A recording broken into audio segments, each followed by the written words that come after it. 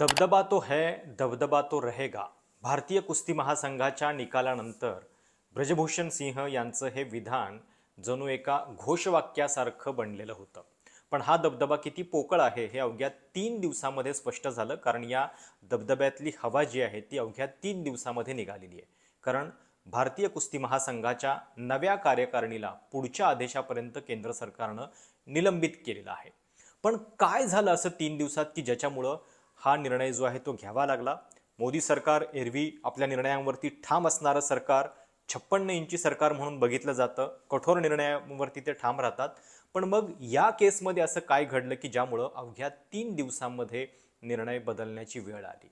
कदाचित खेळाडूंनी ज्या पद्धतीने आपला रोष व्यक्त केला, ऑलिम्पिक पदक विजेत्या साक्षी मलिकनं भर प्रेस कॉन्फरन्समध्ये टेबलावरती आपले शूज ठेवले आणि आय क्विट असं म्हणत निवृत्ती जाहीर केली. पाठोपाठ बजरंग पुनियानं सुद्धा आपला पद्मश्री पुरस्कार फुटपाथवरती ठेवण्याचा प्रयत्न केला, पंतप्रधान निवासस्थानाच्या बाहेर जाऊन. आणि त्यामुळे जे काही सेंटिमेंट येत होतं त्यातही हे सगळे खेळाडू जे आहेत ते हरियाणातल्या जाट पट्ट्यातले आहेत. आणि त्यामुळं सगळ्या त्या पॉलिटिकल गणितांचा कुठंतरी विचार मोदी सरकारनं केला का, ही चर्चा याच्यामुळे सुरू झालेली आहे. नेमकं काय घडलं की ज्याच्यामुळं इतक्या कमी तासांमध्ये सरकारला आपला निर्णय बदलावा लागला. भारतीय कुस्ती महासंघाचे नवीन अध्यक्ष म्हणून संजय सिंह यांची निवड झाली आणि ब्रजभूषण सिंह यांचे ते अगदी उजवे हात, त्यांचेच बिझनेस पार्टनर पण आहेत. आणि निकालानंतर जेव्हा प्रतिक्रिया येत होत्या तेव्हा संजय सिंह यांच्या गळ्यामध्ये कमी हार आणि ब्रजभूषण सिंह यांच्या गळ्यामध्ये जास्त हार. सगळं जे काही सेलिब्रेशन चालू आहे ते ब्रजभूषण सिंह यांच्या बंगल्यावरती चालू आहे दिल्लीतल्या, अशा पद्धतीचं चित्र दिसत होतं. आणि त्यामुळं जरी नवीन अध्यक्ष निवडलेले असले तरी पूर्णपणे वर्चस्व जो आहे किंवा अधिकार जे आहेत ते ब्रजभूषण सिंह यांच्याकडेच राहणार हे दिसत होतं. त्यात निकालाच्याच दिवशी या नवीन अध्यक्षांनी एक घोषणा केली की अंडर 15 आणि अंडर 20च्या ज्या ट्रायल्स आहेत कुस्तीच्या त्या गोंडामध्येच होतील. आता हा गोंडा जो आहे तो ब्रजभूषण सिंह यांचा मतदारसंघ. मग त्यांच्याच बालेकिल्ल्यामध्ये ही अंडर ट्रायल सिलेक्शन स्पर्धा होणार असेल तर मग पुढच्या सगळ्या प्रक्रियेला काय अर्थ आहे, हा सवाल त्या दिवशी सुद्धा खेळाडूंनी उपस्थित केलेला होता. आणि नेमका याच निर्णयाचा आधार घेत केंद्र सरकारनं ही कारवाई केलेली आहे.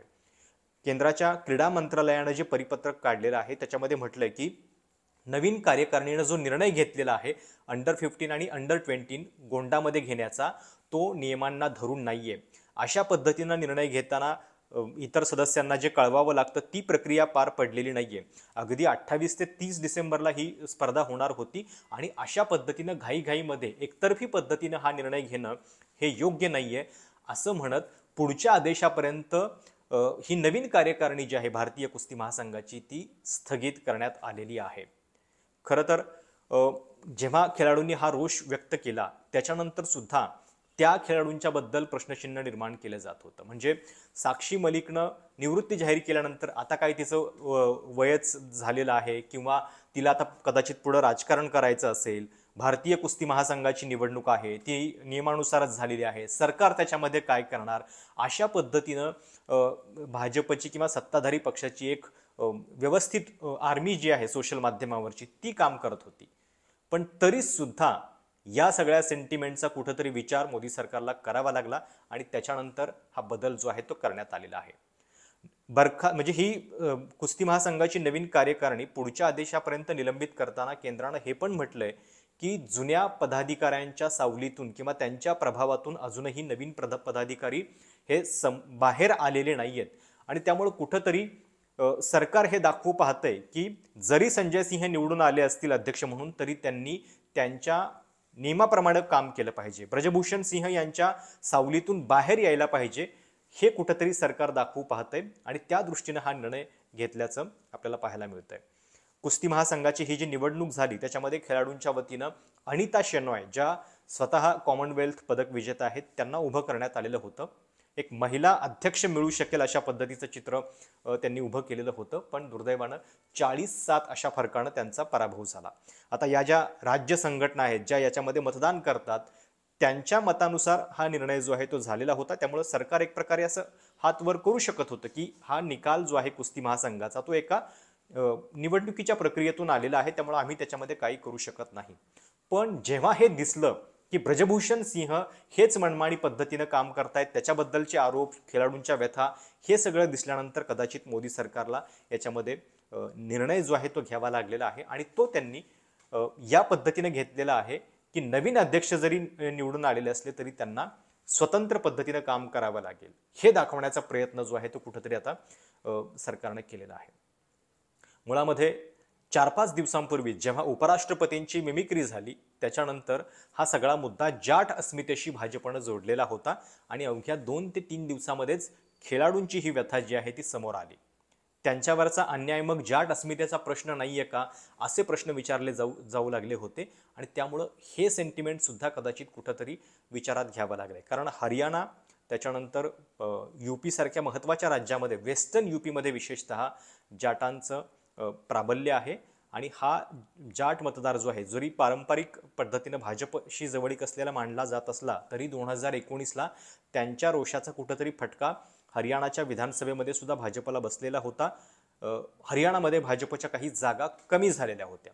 त्यामुळं जाट मतदारांना सांभाळण्यासाठी सरकारने हे पाऊल उचललेलं आहे का, अशी सुद्धा चर्चा या निमित्तानं होताना दिसते. खरं तर खेळाडू आणि संघटना अशा पद्धतीचे जेव्हा वाद होतात तेव्हा अनेकदा आपण बघितलंय की खेळाडूंच्यावरती अन्याय होतो किंवा संघटना त्याच्यामध्ये प्रभावी ठरतात. हॉकी इंडियाच्या बाबतीत पण हेच झालेलं होतं आणि आता सुद्धा तेच होताना दिसतंय. पण जर नियमानुसार म्हणजे खेळाडूंचे उमेदवार जरी त्या सगळ्या नियमाच्या प्रक्रियेनुसार निवडून येऊ शकत नसले तरी किमान जे मुद्दे ते सांगतायत, ब्रजभूषण सिंह यांच्याच बालेकिल्ल्यामध्ये जर पुन्हा ट्रायल्स होणार असतील तर मग आम्ही केलेल्या आरोपांचं काय, हा प्रश्न जो आहे तो रास्त होता. आणि संजय सिंह जेव्हा निवडून आले त्याच्यानंतर ते अगदी ब्रजभूषण सिंह यांच्याच आदेशाप्रमाणे त्यांचा स्टॅम्प असल्यासारखं जे काम करताना दिसत होते, त्याला कुठंतरी चाप केंद्र सरकारनं ओढलेला आहे. आता या निर्णयानंतर खेळाडूंच्या प्रतिक्रिया थोड्याशा मवाळ झालेल्या आहेत. साक्षी मलिकनं सुद्धा स्वागत केलेलं आहे. बजरंग पुनियानं हे म्हटलेलं आहे की जोपर्यंत आपल्याला पूर्ण न्याय झाला असं दिसत नाही तोपर्यंत आपण तो निर्णय जो आहे पद्म पुरस्कार परत करण्याचा त्याच्याबद्दल बदल करणार नाही. पण एक दिसतंय की सरकारनं या सगळ्या असंतोषाची दखल जी आहे ती कुठंतरी घेतलेली आहे. खरं तर शेतकरी आंदोलनाच्या वेळी सुद्धा हेच दिसलेलं होतं. जवळपास वर्ष 1.5 वर्षानंतर मोदी सरकार कुठंतरी माघारी आलं. तोपर्यंत 800 शेतकऱ्यांच्या आत्महत्या झालेल्या होत्या. आत्ता सुद्धा या 3 दिवसामध्ये खेळाडूंना अगदी जाहीरपणे निवृत्ती जाहीर करण्यापासून ते अगदी पद्म पुरस्कार परत करण्यापर्यंत वेळ आलेली होती. अर्थात त्याच्यावरून सुद्धा खूप चिखलफेक झाली. पद्म पुरस्कार असे परत करता येतात का, मग पुरस्कार परत करायचा आहे तर ते सगळी रक्कम बाकीचे सगळे मानधन पण परत करा, अशा पद्धतीची सुद्धा प्रतिक्रिया जी आहे ती एका वर्तुळातून येत होती. पण मूळ प्रश्न जो आहे तो खेळाडूंच्या मागण्यांचा होता. कारण ज्या ब्रजभूषण सिंह यांच्यावरती लैंगिक शोषणाचे ते आरोप करत होते त्यांच्याबद्दल एकतर सुरुवातीला तातडीनं दखल घेतली नाही, मग कमिटी नेमली, त्या कमिटीच्या आश्वासनांबद्दल सुद्धा पूर्तता जी आहे ती झालेली नव्हती आणि त्यामुळं हा राग जो आहे तो शेवटी बाहेर आलेला होता. आता खरं तर ब्रजभूषण सिंह यांची इतकी पाठराखण या सगळ्या प्रकरणामध्ये भाजप का करत होतं, हा सुद्धा एक प्रश्न आहे. 6 वेळा ते खासदार राहिलेले आहेत. उत्तर प्रदेशातला गोंडा नावाचा त्यांचा मतदारसंघ आहे, अयोध्येला लागूनच आहे आणि जवळपासच्या 5-6 लोकसभा मतदारसंघामध्ये त्यांचा प्रभाव आहे. बाबरी मशीद प्रकरणातले ते प्रमुख आरोपी पण राहिलेले आहेत. काही काळ ते समाजवादी पक्षामध्ये होते आणि 2014च्या आधी म्हणजे जेव्हा अमित शहा भाजपचे राष्ट्रीय अध्यक्ष होते तेव्हा त्यांनी ब्रजभूषण सिंह यांना पक्षात आणलेलं होतं. त्यामुळे त्यांच्या राजकीय वजनाची किंवा त्या सगळ्या फायद्या तोट्यांची चिंता जी आहे ती भाजपला कुठंतरी आहे. पण सोबतच जाट सेंटिमेंट सुद्धा सांभाळावं लागणार आहे आणि म्हणून कुठंतरी हा एक मध्यस्थीचा मार्ग सरकारनं काढल्याचं दिसतं आहे. आता ही महासंघाची नवीन कार्यकारिणी जी आहे ती पुढच्या आदेशापर्यंत निलंबित आहे. कदाचित संजय सिंह हेच पुन्हा अध्यक्ष पण राहतील, पण त्यांना थोडंसं स्वतंत्रपणे काम करावं लागेल किंवा अगदीच खेळाडूंच्या मागण्यांना डावलून चालणार नाही, हा संदेश कुठंतरी मोदी सरकारनं दिलेला आहे. खूप कमी वेळा मोदी सरकार युटर्न घेतं आणि जेव्हा घेतं तेव्हा त्याच्या पाठीमागं काही गणितं नक्कीच असतात. तशाच पद्धतीची गणितं याही सगळ्या प्रकरणामध्ये दिसत आहेत. ब्रजभूषण सिंह हे नाव आपल्या सगळ्या महाराष्ट्राला याच्या आधी राज ठाकरेंच्या प्रकरणामुळे सुद्धा माहिती झालेलं होतं. राज ठाकरेंचा अयोध्या दौरा त्यांना थांबवावा लागला याचं कारण या ब्रजभूषण सिंह यांचा आक्रमक पवित्रा होता. तेव्हा सुद्धा ब्रजभूषण सिंह यांच्या पाठीमागं बोलविता धनी नेमका कोण आहे याची खूप चर्चा झालेली होती. आणि आता इतक्या सगळ्या प्रकरणांमध्ये म्हणजे आरोप झाल्यानंतर सुद्धा त्यांची पाठराखण का केली जात होती, हा सुद्धा प्रश्न जो आहे तो निर्माण केला जात होता. अपेक्षा करूयात की त्या खेळाडूंच्या मागण्यांना कुठंतरी पुढे न्याय मिळेल, कारण एक खेळाडू जेव्हा तयार होतो तेव्हा त्याच्या पाठीमागं वर्षांची मेहनत असते. म्हणजे त्या दिवशी साक्षी मलिकनं जेव्हा टेबलावरती तो बूट ठेवला तेव्हा खरं तर तिनं तिच्या आयुष्यामध्ये पहिल्यांदा शूज कधी पायात घातलेला होता या दिवसाची सुद्धा आठवण ठेवायला पाहिजे होती. अगदी लहान वयामध्ये तिनं सुरुवात केली असेल. इतक्या वर्षांमध्ये ऊन वारा पाऊस या कशाचीही चिंता न करता राबून शेवटी त्या पदकापर्यंत एक खेळाडू पोहोचत असतो. आणि ही व्यवस्था जी आहे ती एका झटक्यामध्ये अशा पद्धतीनं जर खेळाडूचं करिअर संपवत असेल किंवा त्याला निवृत्ती घ्यायला भाग पाडत असेल तर हे चित्र आपल्या क्रीडा जगतासाठी नक्कीच चांगलं नाही आहे. क्रीडा जगताला नाउमेद करणारं चित्र होतं. पण आता ही समिती जी आहे ती बरखास्त करून एक प्रकारे कुठंतरी सरकारनं त्यांच्या मागण्यांबाबत आपण थोडी तरी सहानुभूती दाखवतो हे दाखवलेलं आहे. आशा करूयात की पुढे सुद्धा या खेळाडूंच्या मागण्यांना न्याय मिळत राहील आणि देशाच्या क्रीडा जगतामध्ये काही रिफॉर्म्स जे आहेत ते आपल्याला पाहायला मिळतील, जेणेकरून प्रत्येक वेळी संघटना आणि खेळाडू या वादामध्ये खेळाडूंच्यावरती अन्याय होऊ नये. हा व्हिडिओ तुम्हाला कसा वाटला? तुमच्या काही कमेंट्स असतील, सूचना असतील तर त्यांचं स्वागत आहे. चॅनल सबस्क्राईब करायला देखील विसरू नका. धन्यवाद.